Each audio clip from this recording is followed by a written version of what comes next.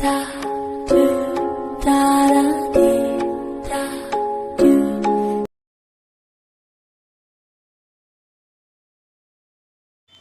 Friends, welcome to our channel simple solution study. हम लोग class 10 CBSE NCERT book का mathematics पढ़ रहे थे, जिसमें इंट्रोडक्शन टू ट्रिग्नोमेट्री पढ़ाई कर रहे थे।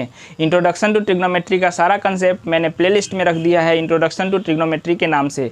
अगर आपने उस वीडियो को नहीं देखा है तो उसको देख लीजिएगा और आपको अच्छे से कंसेप्ट समझ में आ जाएगा। कंसेप्ट समझने के बाद क्वेश्चन बनाने का कोशिश कीजिएगा। अगर क्वेश्चन नहीं बनेगा तो हम क्या कर रहे हैं कि अब एक्सरसाइज 8.1 का एक एक क्वेश्चन का सलूशन डालने जा रहे हैं। तो आप लोग इसको क्या कर सकते हैं, ध्यान से देखकर समझ सकते हैं।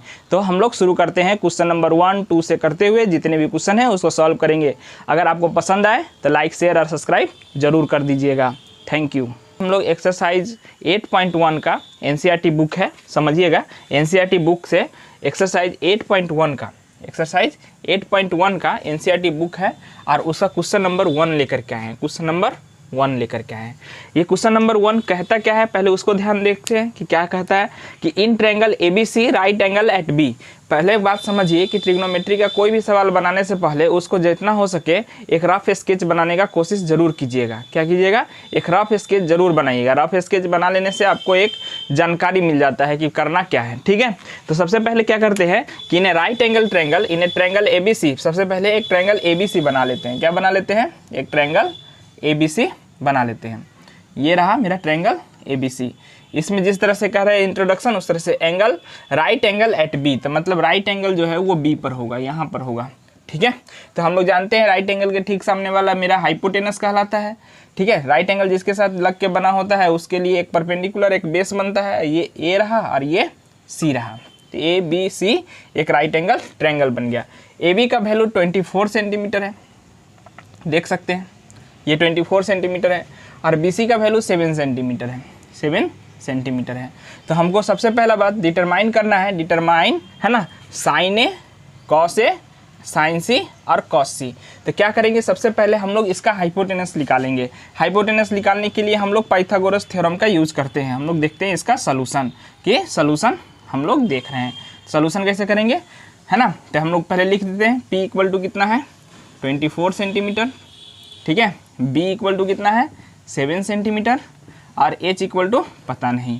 तो H का वैल्यू निकालने के लिए हम लोग क्या करेंगे, H स्क्वायर इक्वल टू होता है P square plus B square के by Pythagoras theorem, by Pythagoras theorem. PT का मतलब होता है पाइथागोरस थ्योरम से, ठीक है। तो H स्क्वायर का वैल्यू नहीं पता है, P स्क्वायर का वैल्यू पता है 24 का स्क्वायर, प्लस B स्क्वायर का वैल्यू पता है 7 का स्क्वायर, है ना। इस दोनों का स्क्वायर करके सम करेंगे। समझते हैं कि 24 का स्क्वायर 576 होता है, और प्लस 7 का 49 होता है। अब दोनों का ऐड करेंगे कितना होगा, 9 5 15 और 7 4 है ना, 1 और 1 2, ठीक है। 12 कैरी हुआ 1, 625, समझ सकते हैं 625। H स्क्वायर इक्वल टू निकल गया, तो H का वैल्यू निकालेंगे तो H इक्वल टू निकलेगा रूट अंडर 625। 625 का अगर स्क्वायर रूट निकालेंगे तो ये 25 आएगा।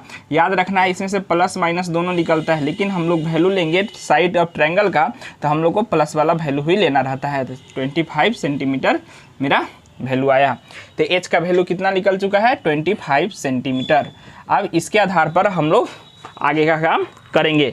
तो हम लोग को याद रखना है कि sine theta, cos theta, tan theta का वैल्यू क्या होता है। Sine theta, tan theta, cos theta का वैल्यू क्या होता है, ये याद रखना पड़ेगा। याद कर लेते हैं, अगर नहीं याद है तो याद रखेंगे sine theta P/H, cos theta B/H, है ना, टेन थीटा P/B। और नहीं याद है तो याद रखिए हम थ्योरम में ट्रिक बताए हुए हैं, पंडित बद्री प्रसाद बट्टा हरी हरी बोल, उसके आधार पे भी आप लोग चाहेंगे तो वैल्यू याद रख सकते हैं। तो हम लोग को यहाँ पे देखना है साइन ए के लिए, मतलब यहाँ पर ये जो एंगल है ए को रिप्रेजेंट कर रहा है, तो एंगल ए के लिए ये वाला रहा।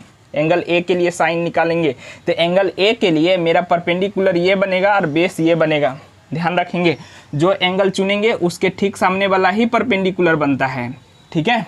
और जो इसके साथ लगा रहता है बगल वाला एडजेसेंट एंगल जो होता है वो बेस बनता है। ध्यान रखना है इस बात को कि परपेंडिकुलर कौन होगा और बेस कौन होगा।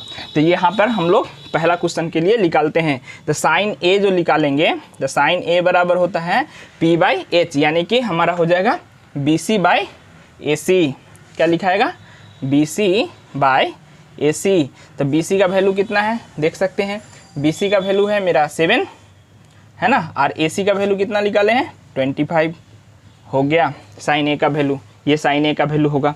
फिर कॉस A का वैल्यू निकालेंगे, कॉस A का वैल्यू क्या होगा, तो कॉस A का वैल्यू होगा मेरा B बाई H, ध्यान रखना है कॉस A का वैल्यू क्या होता है B बाई H, तो B कितना है मेरा AB, ठीक है, और H का वैल्यू कितना है AC, तो AB बाई AC करेंगे तो यहाँ से भी क्या निकलेगा AB by AC equal to क्या निकाल सकते हैं यहाँ पर, तो देख सकते हैं AB का मान है 24 और AC का मान है 25, तो मेरा कॉस A भी निकल चुका है, तो साइन A निकाल लिए, कॉस A निकाल लिए, ठीक है। तो इस तरह से क्वेश्चन नंबर 1 सॉल्व हो गया। तो आप लोग समझ सकते हैं क्वेश्चन नंबर 1 सॉल्व करने का तरीका क्या था। अब हम लोग देखते हैं क्वेश्चन नंबर 2 इसका क्या है, क्वेश्चन नंबर 2 देखते हैं। तो क्वेश्चन नंबर 2 सॉल्व करने के लिए हमको साइन C निकालना है, तो हम लोग इस एंगल को अब लेंगे, और इस एंगल के लिए अब ये वाला एंगल के लिए मेरा परपेंडिकुलर इसके ठीक सामने वाला बनेगा, यानी कि अब ये परपेंडिकुलर होगा, समझ सकते हैं।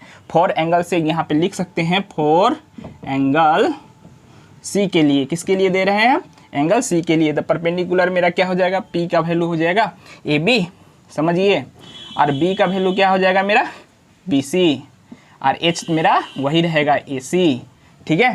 तो हम लोग किसके क्या निकाल रहे हैं साइन C, तो साइन C का वैल्यू क्या होगा P बाई H, तो P का क्या वैल्यू है मेरा AB, ठीक है, और AC मेरा है H, तो क्या वैल्यू निकल जाएगा AB का वैल्यू है, समझ सकते हैं AB का वैल्यू कितना है 24 और AC का वैल्यू कितना है 25, ये मेरा आंसर हो गया।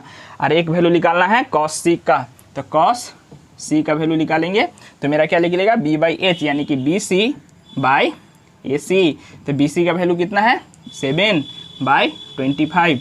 इस तरीक़ा से हम लोग सोल्यूशन निकाल चुके हैं।